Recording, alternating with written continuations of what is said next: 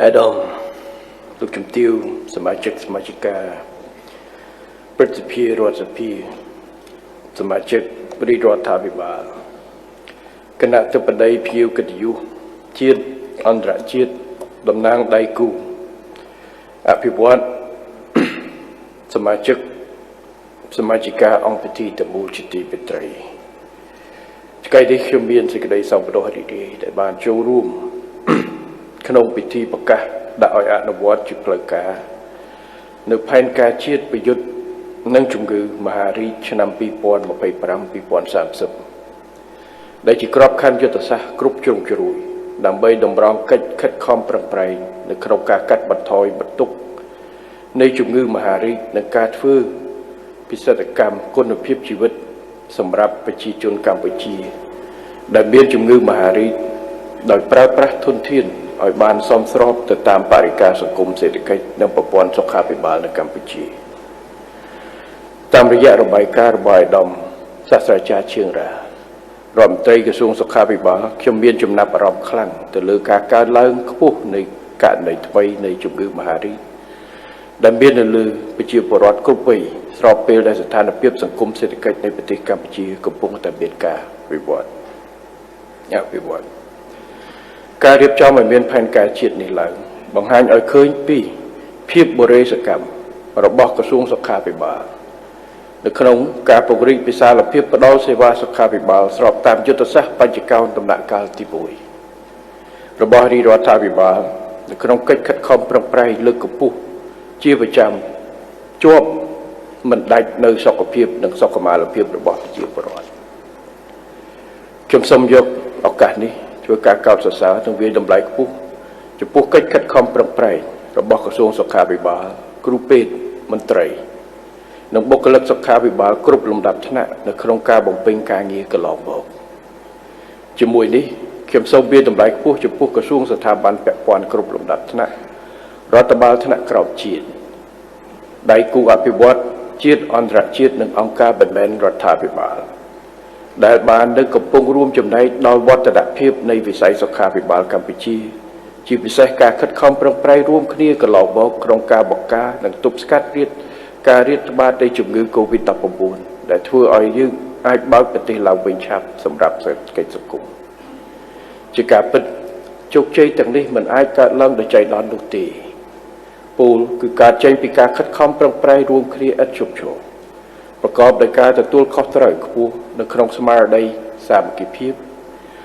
ឯកភាពផ្ទៃក្នុងនិងកិច្ចសហការនៃគ្រប់ភាគីទាំងអស់នៅក្នុងវិស័យសុខាភិបាលអាដាមលោកជំទាវលោកស្រីនិងអង្គពិធីជាទីមេត្រីរាជរដ្ឋាភិបាលសម្រេចបានសមិទ្ធផលជាច្រើននៅក្នុងការអភិវឌ្ឍសង្គមសេដ្ឋកិច្ចក្នុងអំឡុងពេលជាង2ទសវត្សរ៍ចុងក្រោយនេះ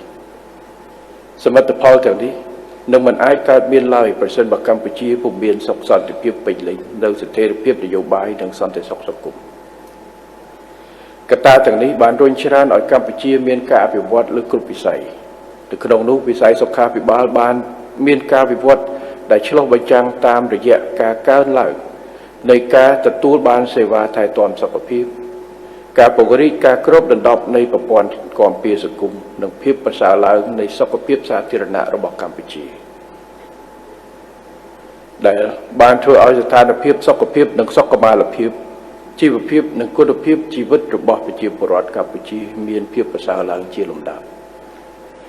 រាជរដ្ឋាភិបាលនីតិកាលទី7នៃរដ្ឋសភាក៏ដូចជារាជរដ្ឋាភិបាលនីតិកាលមុនបានចាត់ទុកការអភិវឌ្ឍមូលធនមនុស្សប្រកបដោយគុណភាពខ្ពស់ពលគឺមានសុខភាពល្អមាំមួនចំណេះដឹងនិងជំនាញពិតប្រាកដមានសីលធម៌ខ្ពស់ជាអាទិភាពគន្លឹះមួយនិងជាមូលដ្ឋានគ្រឹះសម្រាប់ការអភិវឌ្ឍសង្គមសេដ្ឋកិច្ចប្រកបដោយចីរភាពនិងបរិយាបន្នតាមរយៈការលើកកម្ពស់សុខភាពសុខុមាលភាពរបស់ប្រជាជនគ្រប់រូបឲ្យកាន់តែប្រសើរឡើងជាលំដាប់ដោយផ្អែកលើការខិតខំប្រឹងប្រែងកាត់បន្ថយការឈឺនិងស្លាប់បណ្ដាលមកពីជំងឺជាពិសេសជំងឺមិនឆ្លងចម្បងការលើកកម្ពស់សុខភាពបន្តពូជសុខភាពបេដាទារកនិងកុមារអាហារូបត្ថម្ភនិងការការពារសុខភាពសាធារណៈការបង្ការនិងការគ្រប់គ្រងគ្រោះអាសន្នសុខភាពជាដើមដែលហេតុថាជំងឺមហារីកបានក្លាយជាការគំរាមកំហែងនៃសុខភាពសាធារណៈ នឹងប៉ះពាល់ដល់សង្គមសេដ្ឋកិច្ចដែលរាជរដ្ឋាភិបាលបានចាត់ទុកការប្រយុទ្ធនឹងជំងឺមហារីកជាអាទិភាពចម្បងមួយនៅក្នុងចំណោមអាទិភាព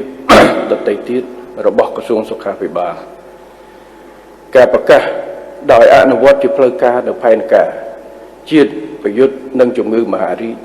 ឆ្នាំ 2025-2030 នាថ្ងៃនេះជាការបើកទំព័រការអភិវឌ្ឍបន្ថែមថ្មីមួយទៀតសម្រាប់ព្រះរាជាណាចក្រកម្ពុជាដែលបង្ហាញពីជំហរនិងការបន្តបដិញ្ញាចិត្តរបស់រាជរដ្ឋាភិបាលទៅក្នុងការការពារសង្គ្រោះជីវិតប្រជាជនពីជំងឺមហារីកដ៏កាចសាហាវនេះរាជរដ្ឋាភិបាលជាច្រើនអាណត្តិក៏បានខិតខំពង្រឹងនៅសមត្ថភាពនៅក្នុងការព្យាបាលជំងឺរបស់បងប្អូនជាពិសេសការពង្រឹងសមត្ថភាពនៅតាមមន្ទីរពេទ្យរដ្ឋជាច្រើននៅថ្នាក់ជាតិនៅក្នុងដំណាក់កាលនេះដោយសារទាំងធនធានមនុស្សទាំងធនធានថវិការបស់យើងមានកំណត់អញ្ចឹងការពង្រឹងនៅក្នុងការជំនាញនេះគឺយើងធ្វើពីលើចុះក្រោមយើងមិនអាចវិមជ្ឈការសមត្ថភាពឬមួយក៏លក្ខណៈគ្រប់គ្រាន់វិនិយោគនៅគ្រប់បណ្ដាឃុំស្រុកខេត្តនៅជំហាននេះទេប៉ុន្តែយ៉ាងហោចណាស់គឺត្រូវធ្វើការពង្រឹងនិងបានធ្វើការពង្រឹងនៅក្នុងសមត្ថភាពតាមបណ្ដាពីពេទ្យផ្សេងដូចជាពេទ្យលោកសង្ឃពេទ្យរុស្ស៊ីពេទ្យបច្ចុប្បន្នដែលយើងអាចព្យាបាលហើយរាជរដ្ឋាភិបាលនៅចុងកណ្ដាលនេះក៏បានអាណត្តិមុននឹងដើមអាណត្តិនេះក៏កំពុងតែរៀបចំប្រែក្លាយពេទ្យមួយដែលជាពេទ្យឯកទេសដាច់តែម្ដងគឺពេទ្យលួងបែក្លាយទៅជាមណ្ឌលគឺថាជាមន្ទីរពេទ្យឯកទេសខាងជំងឺមហារីកមន្ទីរពេទ្យនេះខ្ញុំមានទំនាក់ទំនងផ្ទាល់មិនមែនជំនាញពេទ្យទេប៉ុន្តែកន្លងទៅក៏ធ្លាប់តាមរយៈតាំងពី COVID-19 ពី COVID-19 នោះពេទ្យនេះមុនដំបូងគឺជាមន្ទីរពេទ្យស្ត្រីនគរទេពហើយមេដែល COVID-19 ចាប់ផ្ដើមផ្ទុះខ្លាំងសមត្ថភាពបណ្ដាំពេទ្យរបស់យើងនៅមានកម្រិតដោយសារការរៀបចំកន្លែងហើយជាពិសេសត្រូវទទួលព្យាបាលជំងឺផ្សេងៗមិនអាចលាយឡំនោះក៏បានទទួលគោលការណ៍ពីសម្ដេចតេជោដើម្បីរៀបទៅជាមន្ទីរពេទ្យកម្រិតធ្ងន់ខាង COVID-19 ហើយចប់កូវីដសម្ដេចតេជោក៏សួរថាតើឥឡូវចប់កូវីដហើយតើពេទ្យនេះខ្លាយទៅជាអីហើយពេលនោះគឺយើងធ្លាប់បានជួបជាមួយនឹងអង្គការអាមេរិកមួយដែលគាត់ប្រធានអង្គការហ្នឹងគឺជាអ្នករស់រៀនមានជីវិតគឺថាជាអ្នកធ្លាប់មានកង់សែប៉ុន្តែគាត់រស់អញ្ចឹងគាត់ដើរធ្វើកិច្ចការងារជួយនៅទូទាំងពិភពលោករឿងមហារីកគាត់ជួនពេលនោះក៏បានប្រឌិតមើលហើយយើងឃើញថាតម្រូវការនៃការព្យាបាលជំងឺមហារីកមានការកើនដោយសារប្រជាពលរដ្ឋយើងច្រើននៅតាមកន្លែងតាមពេទ្យលោកសង្ឃនៅតាមបណ្ដាពេទ្យហើយពេលដែលខ្ញុំចុះទៅតាម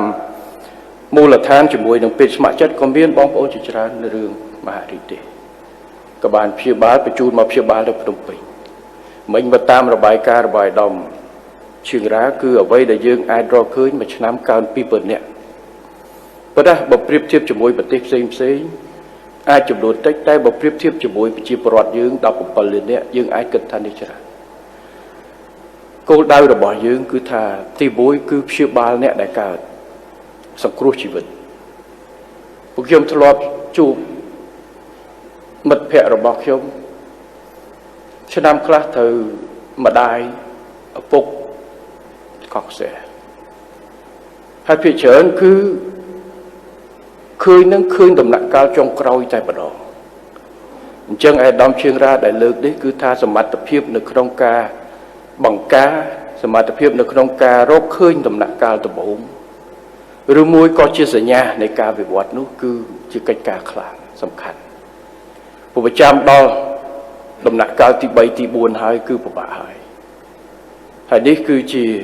កិច្ចការមួយដែលយើងគិតថាហើយរាជរដ្ឋាភិបាលពេលនោះក៏បានសូម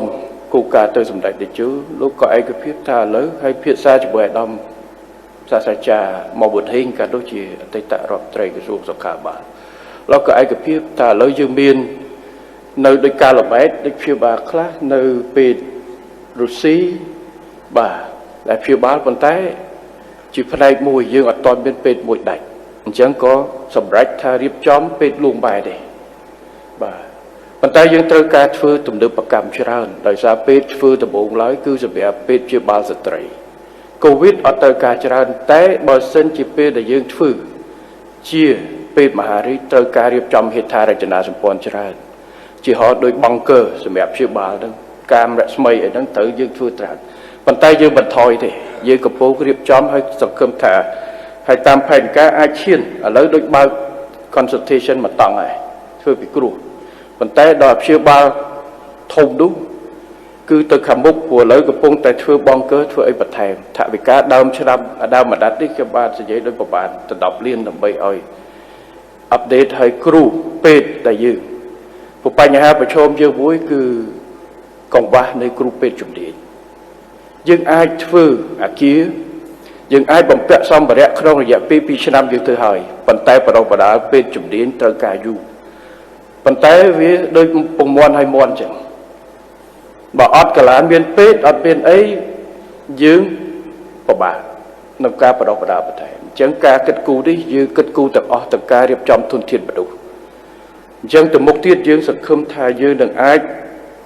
đã tự đời và thầy tiết bộ cái rừng và thầy được không sớm mặt tập hiệu à nói dương ai thà thưa vì mạch chả cá rồi môi cả thà chui chay rụng lệ bệt luôn mai thưa hỏi ai chui chay rụng lệ khla vì bệt xịp xị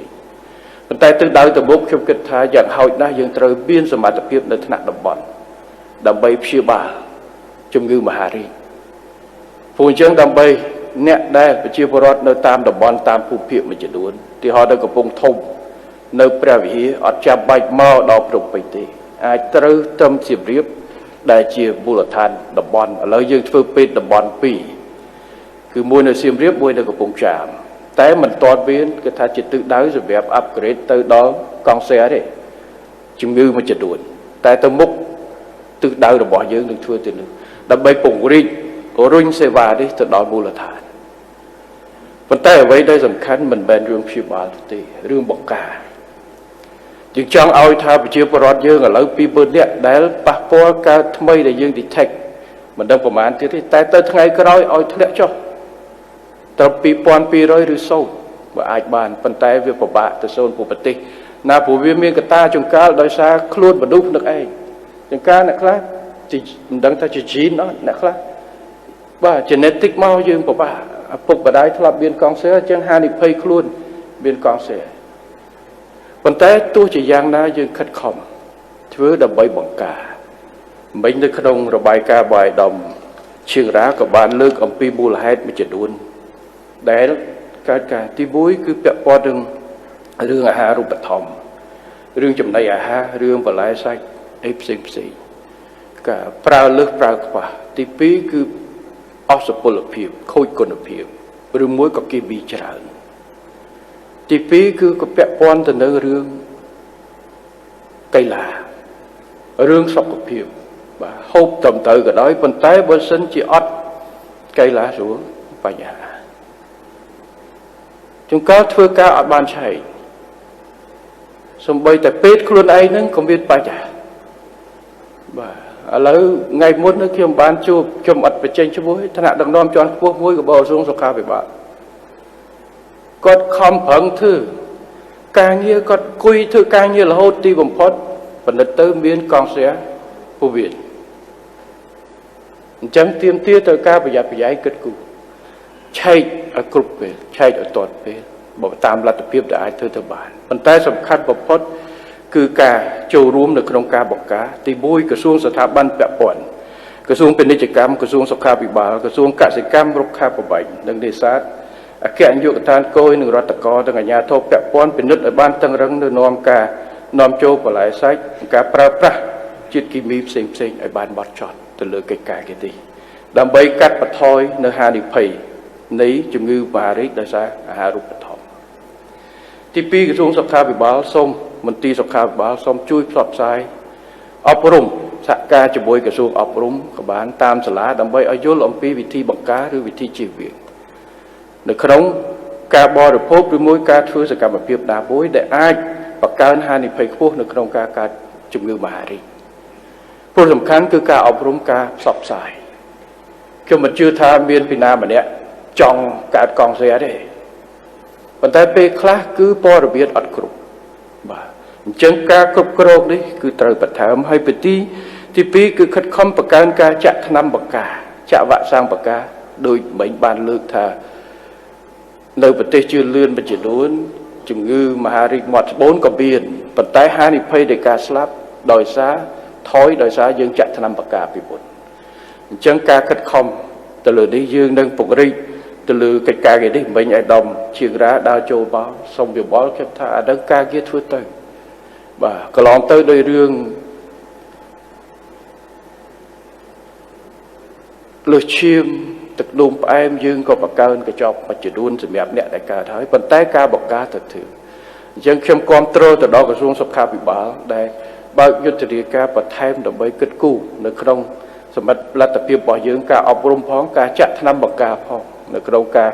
ជាពិសេសដល់ស្ត្រីដល់កុមារស្ត្រីនេះរឿងកងសែដោះកងសែស្បូតអីនេះច្រើនអញ្ចឹងបើយើងអាចជួយទៅតាមគ្រប់រូបភាពដែលអាចបានជាពិសេសនៅតាមមូលដ្ឋាននៅតាមមណ្ឌលសុខភាពរបស់យើងប្រជាពលរដ្ឋយើងដែលនៅឆ្ងាយក៏អត់មានលទ្ធភាពអត់មានសមត្ថភាពព្យាបាលនៅដូចទីប្រជុំជនឬជីវភាពទេយើងគិតកោរុញអានេះទៅអានេះខ្ញុំសូមគាំទ្រទៅលើកិច្ចការនេះរបស់ក្រសួងសុខាភិបាលបង្ការបាទចំណុចមួយទៀតដែលជាកត្តាក្នុងការបង្ការដែលមានប្រសិទ្ធភាពគឺប្រជាពលរដ្ឋបាទព្រោះបើសិនជារដ្ឋចេញតែគោលការណ៍ចេញតែថ្នាំចេញតែអីប្រជាពលរដ្ឋអត់ចូលរួមប្រជាពលរដ្ឋអត់បានយកចិត្តទុកដាក់ក៏លំបាកដូចជារឿងការហូបចុកការប្រើប្រាស់មួយចំនួនឬការកីឡាព្រោះបើសិនជាប្រជាពលរដ្ឋអត់ទៅហាត់កីឡាទេកាត់បន្ថយពិបាកព្រោះយើងអត់មានម៉ាស៊ីនថ្នាំណាមួយដាក់ទៅស្រកពី100គីឡូមកទៅ50គីឡូបើមានខ្ញុំសុំដែររត់កីឡាម្ដង1ម៉ោងបាទមិនធម្មតាតែកីឡាមិនមែនត្រឹមតែស្រកគីឡូទេគឺជួយនៅក្នុងដំណើរការបេះដូងសួតអីផ្សេងក៏វាដែរបង្កើននៅការគេហៅ immune system របស់យើងសម្រាប់បាទវាយជាមួយមេរោគដែលចូលមករួមទាំងមេរោគខ្លះដែលអាចបង្កទៅជាបញ្ហាការជក់បារីការប្រើប្រាស់អាវេបនេះថ្ងៃមុនសុខាភិបាលហើយដល់រាជវិទ្យាដាក់គោលការណ៍គមមើលក្មេងៗតាមព័ត៌មានគឺសាលាអីទៅគឺប្រើច្រើនធ្វើម៉េចគ្រប់គ្រងជាប់រឿងការប្រើប្រាស់អាវេបនេះប៉ុន្តែគេថាអាវេបនេះគឺវាអត់គ្រោះថ្នាក់ជាងបរិយព្រោះបរិយវាបើផ្សែងចូលទៅវាកើតប៉ុន្តែឃើញការសិក្សាមួយចំនួនថ្ងៃមុនខ្ញុំឃើញរបាយការណ៍នៅក្នុងប្រព័ន្ធទូរទស្សន៍មួយគេភ្ជាប់ព្រោះនៅក្នុងអាវេបផ្សែងហ្នឹងក៏វាមានជាតិនីកូទីននេះអីមួយចំនួនដែលវាពាក់ព័ន្ធបាទហើយជាពិសេសក្មេងៗរបស់យើងសូមឲ្យស្ថាប័នពាក់ព័ន្ធអាជ្ញាធរមូលដ្ឋានអីសូមបណ្ឌិតមើលដឹងជាពិសេសក្មេងៗសិស្សសាលាអីទេជក់វេបជក់អីច្រើនមិនចាំបាច់ហឺហារឿងជក់វេបទេបាទហឺហាប្រឡងយកលេខ1ដោយក្មួយនៅបៃវែងនៅស្អីរកបាទយកទីតេសអេឬមួយប្រឡងជាប់បាក់ឌុបមិនបាច់ទីតេសអេក៏បានឲ្យទៅឲ្យតែម៉ែសុបាយចិត្តឲ្យយើងប្រឡងជាប់អាហ្នឹងល្បីខាងដល់វិញបាទអញ្ចឹងសូមមើលជាមួយនឹងគឺការជួបហើយថ្ងៃមុនមានប្រទេសមួយនោះខ្ញុំទៅខ្ញុំអត់បច្ចេកវាក្រុមហ៊ុនវិស័យឯកជនគាត់ហើយរហូតដល់រដ្ឋមន្ត្រីរបស់គាត់មកនិយាយជាមួយលោកជំទាវចោមនិមលសួរពីគោលការណ៍ដើម្បីមកផលិតបារីអគ្គិសនីនៅកម្ពុជាខ្ញុំថាមិនបាច់ទេបាទទោះបីផលិតនាំចេញក៏មិនបាច់ដែរបាទ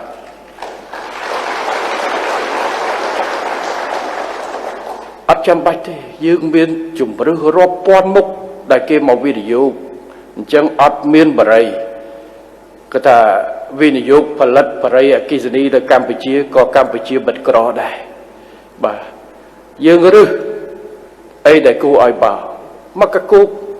ផលិតស្អីផ្សេងអគ្គិសនីខ្ញុំស្វាគមន៍តែរឿងផលិតឬមួយផលិតសម្ភារៈណាមួយការគ្រប់គ្រងនេះខ្ញុំសូមឲ្យគោលការណ៍ហើយក៏បានឲ្យគោលការណ៍ទៅលោកជំទាវចោមនិមលគាត់ដឹងរួចទៅហើយក៏បានជូនទៅដឹងទៅគេវិញ bà một đứa bốn tha ắt cho ba dương thằng ấy dương chăm bị cha đã cái việc tầm bảy chăm bị cha na việc tầm bón hơn cam bị chia dương ắt thứ ba đây ai có độ bị tiếp gì cho bà đang bảy pom từ nào thành nơi ban bà đây thì bà này em mau vinh dục em xin okแต่đang muối xôm hộ còn lại gì tôi bàผลิตbà đây cái gì này đang cái electric cigarette e-cigarette mà đang có một bài cho phúc ca hát cây lá có sông ao cả lực thực chất ở lối chụp khơi về chiều bọt dương cứ cây lá chả ra sau cuộc phiêu chả ra bà đang cứ lực thực chất bắt to từ lực cây ca cái gì phù cây lá mình mới từ mà hà thì chui rương chả ra bà hai bài nhà sau cuộc phiêu cứ chưa bận tục thun na rồi bỏ đi rót tha bị bà rồi bỏ rót tha bị bà tu theo phục lục chấm chấm từ Americ mà đo lúc miền sập phía Americ trong đã cái hơi thà áo credit sầm mẹp nè để cho mua hạt cây lá hay bỏ hạt cây lá mà khai banประมาณ máu rót ao lôiประมาณ tụi mình cái cao cái lên chứ cái cao cái lên thà bỏ sân chỉ bị chia chuôn hạt cây lá cho ra chư tạch chẳng bỏ chư tạch rót sọc chất vô lôi từ ao bị chia vô rót hạt cây lá phủ bỏ sân chỉ quạt chư tới rót chai lôi trơn ăn giờ rong ấy trơn à chồng nay cho ra từ lưới sọc cao bị bạn tại bộ bị chia chuôn sau cái phiêu lõตีมุ้ยจมนายสกปรกนั่งวิวเหมือนใส่จราตีปีไปชี้จนกอดชี้ทุนเทียนสำคัญบอกกอดชื่อกอดผลัดอัดบานเตผลัดตะเพียบกอดได้ชื่อแต่บอกกอดอัดชื่อสกปรกกอดหล่อกอดชี้กำลังพลกรรมผลัดเอาปฏิจารณ์โดยสำหรับการวิจัยโดยคณิตให้คำชื่อท่าไปชี้ปรวัติบ่อยยืงวินิยุเรียนโซดวินิยุคอมปรังทึกาแต่ที่ผมพอดพลิกวินิยุเลือกครัวใดวินิยุผลิตพอผลิตชนะได้แต่พลิกวินิยุแต่โครงการบังการสกปรกครัวใดจะได้รวมจากชมมาดองมาการพอไม่มาดองการจะได้การเลยปุ่นเจ้าสู้บอกไอ้vừa một ngàyปีใบบองจังเติมไปอยู่แต่เติมซะนะแต่ปีคลาคือจีกิจการบ้านไกลาอยู่บ่ให้อะไรตั้งปีลาวมาคือมันเสือให้ตัวกรรมวิธีก็สกปรกนั้นก็ตามนั่นใจเป็นยังไงปัจจัยกิจการนี้คือเกี่ยวกับให้การจบรุ่งเจริญ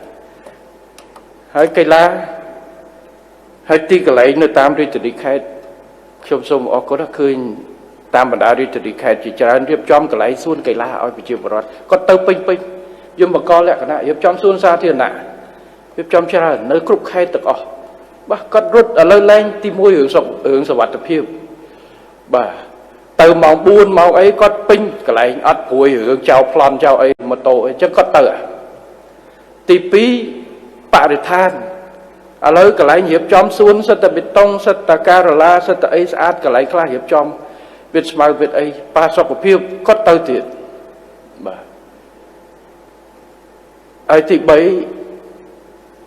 การรุ่นนั้นระเบียบซีวิไลบอกไปจิวปรอดยังแต่ชมทัศน์ซีวิไลการตุ่มเดือบประกาศบอกยังการมุ่งเฮียนแต่การไปชมแต่ก็ไม่เฮียนปีน่าจะมันเย่หัวมือเก่งกุยเก่งโชว์มือsaoเลยแต่อะไรอัดที่รวมทอปดาบ่าเชี่ยไก่ละจะมันเย่มือรวมกรุบนี่บ่ายังการแปรปรวนดิแต่ยังใจถือให้ส่งเอาบัตโต้ตะลือดิบ่าเรือตะบาลเรือตะดีแค่เรียบจอมกับอะไรไก่ละเรียบจอมโซนซาเทียนนะโบกจะบุยเดินการไทยแต่ซาในสเตอร์เพียบสันติศักดิ์ระบบบอกผมให้จำเคยในขนมวิสัยไอ้กิจจนโดยเคลียร์ในขนมบริไอ้เลยก็มันแมนตรมทั่วแต่เตะเตะบริคลาก็เรียบจอมตกได้จราสำหรับเธอกรีนสเปซเธอซูนเธอกระไรไกลานี่คือจิการโจรูให้ไปเชื่อพรอดได้มีรัตเพียบเลยก็ซอกเช็ดบองทลายติดเจ้าติงเตะทลายติดเจ้าปันแต่ในกระไรนั่งเบี้ยนสวัสดิเพียบกระไรเดิงเบี้ยนพาสกเพียบกระไรเดิงเบี้ยนตีลมหายไอ้ในขัดขนมจังรูปบนแบบนี้ชมคืนถาเวียนหนึ่งชลายตอบหนึ่งกิเชียกระจอกชลเป็นจังในการวิวัฒน์ในสังคมระบายอยู่แบบการวิวัฒน์ในเศรษฐกิจการวิวัฒน์ในชีวเพียบรุ่นในระบายชีวประวัติหนึ่งการวิวัฒน์ในตุ่มเดือบประกรรมสังคมระบายอยู่แต่ยังรูปเครียดฟื้นนี่คือจิการอภิวัตโดยเจริญเพียบการอภิวัตโดยเจริญเพียบมันเป็นท่าเธอหายบานตะบะเพลทแต่เวีย yêu tư về khôi tổng lại và là bỏ hộp ngay ra một plate tại yêu tư và cao chỉ công sơ đang việc vậy chỉ là bỏ đây lo và đứng trong đây là bỏ đây trụ tư người ta hư ha một plate tay về thư ở việt bây giờ sắp cục chẳng cả thứ cả đi chụp ra đời chịu đời chơi được việc đấy cứ chỉ cái ca sầm khăn và rút bật thom như mình ai ham thì và đứng dương mình ai được nhập chia thật ở đồng nãy được nom chỉ đốn pu chỉ đốn gật ta chỉ nói là bột ham mình ao nhiều khô bật ao ấy hô đòi lớn viên hô với pet ham thì té ca hộp chọc này cứ tự đấng thật ta sẽ để cùng nó tom bây giờ đâm bây dừng thay ra sao của phiêu phụ tập viênបញ្ហាសុខភាពấy lên tới chia trò phải tới chia bận tục và nó bắt cua xa cả đời cà phê ở toán trong khơi mà đấy còn hụt môn slap sạch đom thôm còn chia bận tục của giả đào môn slap còn cả chủng ngư lơ chiêm sẽ tật đô và em sẽ đúng là con tôi lôi để con ổ của mà ăn máu đúng đầu tiên còn lẹ luôn chứ của xa cha và đâm vô từ chạy ở lên từ lư năm từ lưỡi được chân chia bật tục chân ruộng kia tiền ca bằng ca ọp rung nâng ca chia bà ở toàn pi về lì hãy chỉ vì thế cả châu ruộng rồi bỏ chỉ vào cứ thâu bà công chăm đo chư rồi từ rồi phục bà đài bằng ca còn ở chư tại bà đo hãy đi cứ chia vậy đại dương ai rùm kiaធ្វើបានជាមួយនឹងរាជរដ្ឋាភិបាលនិងក្រសួងស្ថាប័នពាក់ព័ន្ធទាំងអស់ដើម្បីចូលរួមនេះគឺជាសារមួយសំខាន់ព្រោះសុខភាពរបស់ជាតិគឺពឹងផ្អែកលើប្រជាជនហើយសុខភាពរបស់ប្រជាជនគឺយើងត្រូវរួមគ្នាធ្វើការពារទាំងប្រជាជនទាំងរដ្ឋាភិបាលទាំងអាជ្ញាធរគ្រប់ឋានៈទាំងអស់ដែលអាចធ្វើបានអង្គពិធីជាទីមេត្រីដើម្បីឲ្យការអនុវត្តផែនការជាតិប្រយុទ្ធនឹងជំងឺមហារីក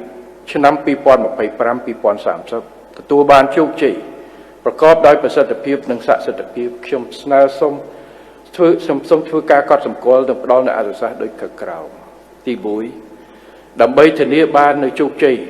ក្រសួងសុខាភិបាលត្រូវជំរុញអនុវត្តផែនការជាតិដ៏មានសារៈសំខាន់នេះឲ្យបានជាប់ជាប្រចាំតាមរយៈយន្តការពហុវិស័យដើម្បីគ្រប់គ្រងសម្របសម្រួលនិងអនុវត្តប្រកបដោយប្រសិទ្ធភាពសម្ដៅលើកកម្ពស់សេវាសុខាភិបាលនិងរួមចំណែកម្ខាងដល់ការសម្រេចឲ្យបាននៅការគ្របដណ្ដប់សុខភាពជាសកលនិងម្ខាងទៀតដល់គោលដៅអភិវឌ្ឍប្រកបដោយចីរភាពនៅក្នុងចំណោមគោលនយោបាយអធិភាពទាំង6របស់រាជរដ្ឋាភិបាលអាណត្តិនីតិកាលទី7នេះកម្មវិធីគោលនយោបាយអធិភាពទី1គឺការពង្រឹងសេវាសុខាភិបាលឆ្ពោះទៅការគ្របដណ្ដប់សុខភាពជាសកលខណៈដែលផែនទីបង្ហាញផ្លូវទៅកាន់ការគ្របដណ្ដប់សុខភាពសកលកម្ពុជាឆ្នាំ2035ដែលត្រូវបានប្រកាសដោយអនុវត្តកាលពីខែឧសភាឆ្នាំ2024បានកំណត់គោលដៅច្បាស់លាស់ចំនួន3ទី1ពង្រីកវិសាលភាពគ្របដណ្ដប់ពលរដ្ឋដោយប្រព័ន្ធគាំពារសុខភាពសង្គមឲ្យបាន 80% នៃចំនួនប្រជាពលរដ្ឋសរុបទី2សន្ទុះការគ្របដណ្ដប់សេវាសុខាភិបាលសារវ័នយ៉ាងហោចណាស់ 80% និងទី3កាត់បន្ថយកម្រិតចំណាយពីហោប៉ៅផ្ទាល់លើការថែទាំសុខភាពឲ្យនៅត្រឹម 35% នៃចំណាយសរុបលើការថែទាំសុខភាពចំណុចទី2ដែលកត់សម្គាល់គឺក្រសួងសុខាភិបាលត្រូវបន្តជំរុញអនុវត្តប្រព័ន្ធគ្រប់គ្រងទិន្នន័យជំងឺមហារីកឲ្យបានជាក់លាក់ដើម្បីគ្រប់គ្រងដល់ការអភិវឌ្ឍនិងការអនុវត្តគោលនយោបាយត្រូវរៀបចំឲ្យមានគោលការណ៍ណែនាំបច្ចេកទេសអនុលោមតាមឧត្តមមេរវត្តអន្តរជាតិព្រមទាំងពង្រឹងសមត្ថភាពមន្ត្រីសុខាភិបាលគ្រប់កម្រិតទាំងរដ្ឋទាំងឯកជននៅក្នុងការគ្រប់គ្រងការផ្តល់សេវាបង្ការធ្វើរោគវិនិច្ឆ័យការថែទាំការព្យាបាលជំងឺមហារីកប្រកបដោយគុណភាពនិងសុវត្ថិភាពទី3ក្រសួងសុខាភិបាលត្រូវបន្តជំរុញការបណ្ដុះបណ្ដាលជំនាញឯកទេសគ្រប់កម្រិតទាំងជំនាញវិទ្យាសាស្ត្រនិងជំនាញវិជ្ជាជីវៈអមសុខភាពដើម្បីឲ្យធនធានមនុស្សផ្នែកសុខាភិបាលមានសមត្ថភាពពេញលេញក្នុងការផ្តល់សេវាថែទាំព្យាបាលជំងឺមហារីកដែលមានលក្ខណៈគ្រប់ជ្រុងជ្រោយទី4 ក្រសួងស្ថាប័នពាក់ព័ន្ធនានាត្រូវចូលរួមជាមួយក្រសួងសុខាភិបាលក្នុងការទប់ស្កាត់និងបង្ការដើម្បីឈានទៅដល់ការកាត់បន្ថយហានិភ័យទាំងឡាយដែលបង្កឲ្យមានជំងឺមហារីកទី5ជាមួយនឹងការវិវត្តជាច្រើននៅក្នុងវិស័យសុខាភិបាលសមត្ថភាពនៃការធ្វើរោគវិនិច្ឆ័យការព្យាបាលនិងការគ្របដណ្ដប់សេវាជំងឺមហារីកនៅប្រទេសកម្ពុជានៅមានកម្រិត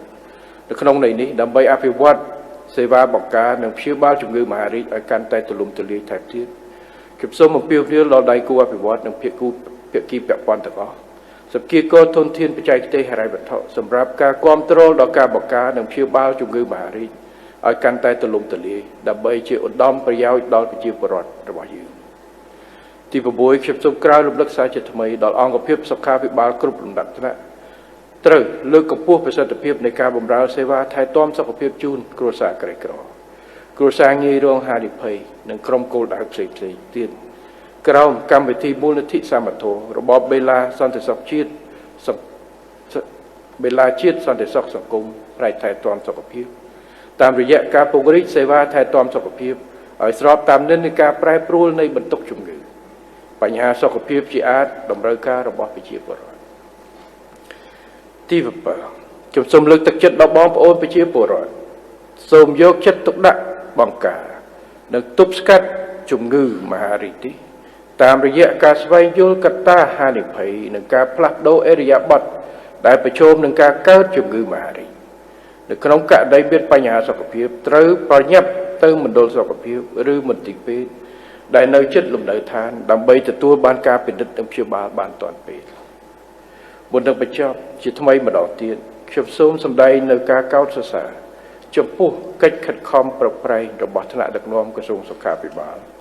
មន្ត្រីសុខាភិបាលគ្រប់លំដាប់ថ្នាក់នៅក្នុងការបំពេញភារកិច្ចរបស់ខ្លួនបម្រើសេវាសុខភាពជូនប្រជាពលរដ្ឋនិងសូមវាយតម្លៃខ្ពស់ចំពោះរដ្ឋបាលថ្នាក់ក្រោមជាតិក្រសួងស្ថាប័ននិងភាគីពាក់ព័ន្ធនានាដែលបាននិងកំពុងរួមចំណែកយ៉ាងសំខាន់ដល់ការវិវត្តវិស័យសុខាភិបាលដើម្បីសុខភាពនិងសុខុមាលភាពរបស់ប្រជាជនគ្រប់រូបខ្ញុំសូមយកឱកាសនេះអំពាវនាវរួមគ្នាអនុវត្តផែនការជាតិប្រយុទ្ធនឹងជំងឺមហារីកដើម្បីកាត់បន្ថយការឈឺនិងការស្លាប់ដោយជំងឺមហារីកនៅប្រទេសកម្ពុជាយើងទាំងអស់គ្នានឹងប្រយុទ្ធដោយភាពក្លាហានចិត្តមេត្តានិងការផ្ដាល់ប្រាជ្ញាចិត្តខ្ពស់បំផុតជាទីបញ្ចប់ជាមួយនឹងការប្រកាសដាក់ឲ្យអនុវត្តជាផ្លូវការទៅផែនការជាតិប្រយុទ្ធនឹងជំងឺមហារីកនៅឆ្នាំ2025-2030នេះខ្ញុំសូមជូនពរឲ្យដំលោកជំទាវលោកស្រីសមាជិកសមាជិកានៃអង្គពិធីសូមសម្រេចបានជោគជ័យក្នុងគ្រប់ភារកិច្ចក្រៅវលុបសន្តិភាពនិងប្រកបដោយពុទ្ធពរនិងពរទាំង5ប្រការគឺអាយុវណ្ណៈសុខៈពលៈនិងបដិភិនៈកំបីគ្លេឡើយ